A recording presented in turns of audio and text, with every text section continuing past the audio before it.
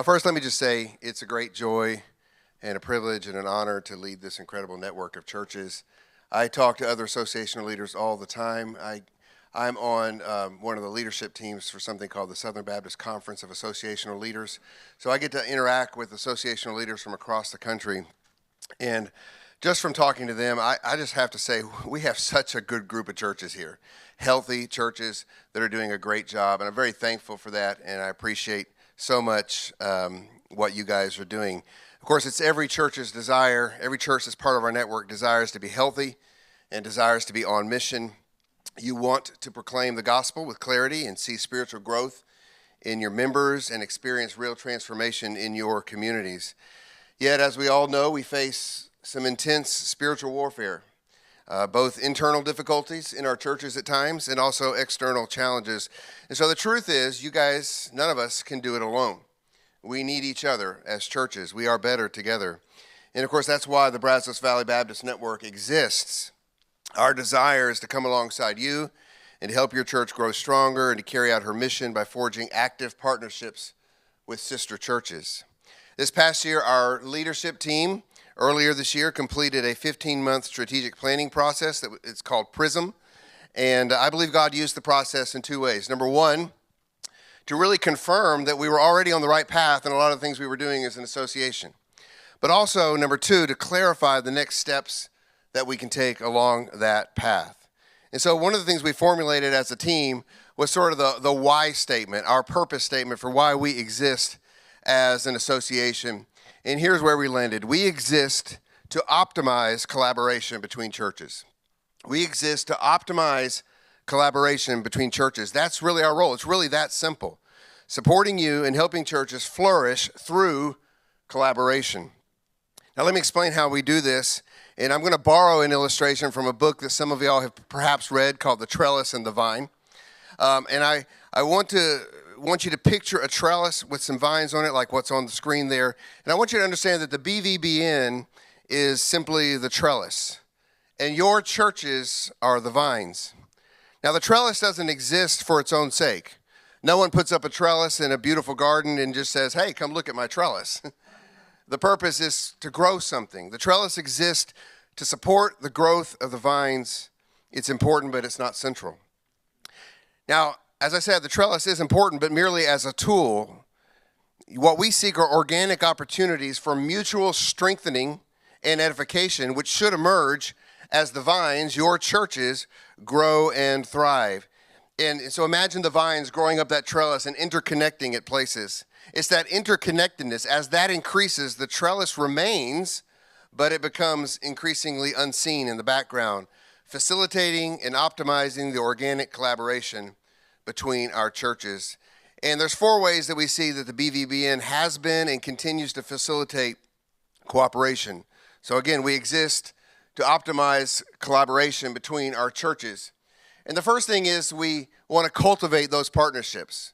We want to provide venues like this one right here, venues that will strengthen the relational bonds between the pastors of our network and between key leaders in our churches. So we do that in various different ways, this event, but we also have other fellowships. Our coffee and conversation is a key piece of that. Now, we don't tell churches what partnerships to engage in, but we want to create the space for them to decide if and how and when they want to pursue those relationships. We simply want to make the environment available to make that happen. For example, the relationship between Anderson Baptist Church and Iglesia Bíblica Vida Nueva, and that relationship that has been forged over the last couple of years, began with just that opportunity presenting itself, and now they have this connection between Jose and Kyle, but between what's happening with Jose's church and what's happening with Kyle's church, and now this New Life family of churches has begun, and that's led to the revitalization of Reed's Prairie Baptist Church. And so the association simply wants to be the environment where that can happen, and we praise God that we see that happening. And I think that, I can only speak for Kyle because he told me, but he told me how great Jose is, and I'm assuming Jose thinks you're great too, Kyle, all right? Secondly, though, we want to platform strengths, and this is a key piece of what we're doing as an association, this platforming of strengths. What we want to do is see churches leverage their unique strengths to bless the whole, to bless the other churches. And so that's why we want to encourage peer-to-peer learning opportunities, teaching through things like these breakouts. You'll notice that every one of our breakouts were led by someone right here local, part of our local churches. We want our pastors, our leaders in this community speaking truth into one another. And it's not always about bringing someone in from the outside. Sorry to our state conventions are here, and I love you guys, but we have some really sharp people right here, and I want to lean on them first because we want to platform the strengths that are in our network to see our churches strengthen one another. For instance, connecting churches to need, if a church calls me and asks for help with music, one of the first place I send them is to Emmanuel Baptist Church. Because Emmanuel Baptist Church has perhaps one of the most robust and talented music ministries I've ever seen in my life. And I send them there because if Emmanuel can't help them, Emmanuel can at least guide them in the right direction. But what Emmanuel has done is sent that worship team out to serve at different churches all across our network. And so we want to platform those strengths to bless the whole. And that's what one of the key pieces are of what we're doing. Of course, we also want to be equipping leaders. We want to resource our network with leadership tools, workshops, cohorts. We have a year-long practically trained pastors program we do on Monday nights. I look forward to starting next year a transitional pastor training. You'll get an announcement about that because we really need more pastors right here that have been trained in how to help churches transition from one pastor to the next pastor. We envision our churches that already have leadership pipelines. Central here has an amazing leadership pipeline, but there's other churches in our network that have great pipelines. I want to figure out a way to connect those pipelines so that as we see need in our association, I can go to the church and say, hey, do you have someone to fill this need? Or maybe we have someone emerge in one of our churches that doesn't have a leadership pipeline. They can remain a member of that church while I get them connected to a training program that's happening in one of our other churches. Of course, the key event that we use to equip our leaders every year is this event right here, our annual gathering. And I've heard from at least 3 or 4 different churches that said that Steve Veyer's talk last year has already caused them to change the way they're doing their outreach. And so we want to equip our leaders with good, solid resources. And finally, we want to identify opportunities.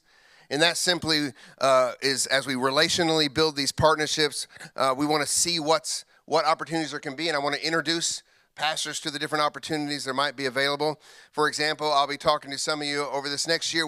Right now, I'm in conversation with 3 different people to perhaps plant churches in 2025. One in Waller, one here in Bryan College Station, one perhaps in North Zulch area. So I'm going to be looking for partners. And so I want to identify those opportunities and put them before our churches so that y'all can jump on board and work to help us continue to extend the gospel in this area. And so one of the ways that I see that happening, I'm excited that in a minute here you're going to hear from Jeff, and he's going to talk about what Redeemer Baptist Church is doing with a counseling training program that they're going to be offering to our network next year if people from our churches want to go.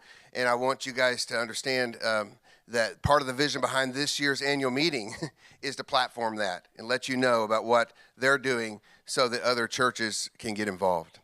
So that's it. That's what we are trying to do.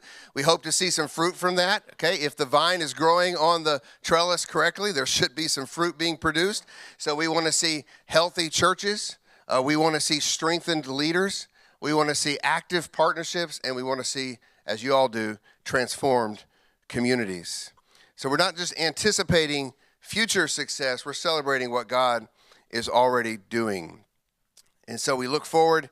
By the way, next year, if you don't know this, next year is the 100th anniversary of the cooperative program. We'll hit the 100 mark. But you know what? I believe the cooperative program actually goes back further than that. I would argue it goes back to Romans chapter 15. In Romans chapter 15, we hear the Apostle Paul talking about why he's going to delay his plans to go to Spain, because he wants to go. He has this burning desire to take the gospel to Spain, and why he's going to delay his plans to see the church in Rome. He has a tremendous desire to see these believers whom he's never actually been to that church in Rome. And what's going to keep him from doing that? Take an 1,800-mile detour in the opposite direction? Well, it was a cooperative offering effort between the churches, the Gentile churches, to bless the church in Jerusalem, which was suffering from persecution and famine. And so we read this. The Apostle Paul says in Romans 15, verses 26 through 27, For Macedonia and Achaia have been pleased to make some contribution for the poor among the saints at Jerusalem. For they were pleased to do it, and indeed they owe it to them.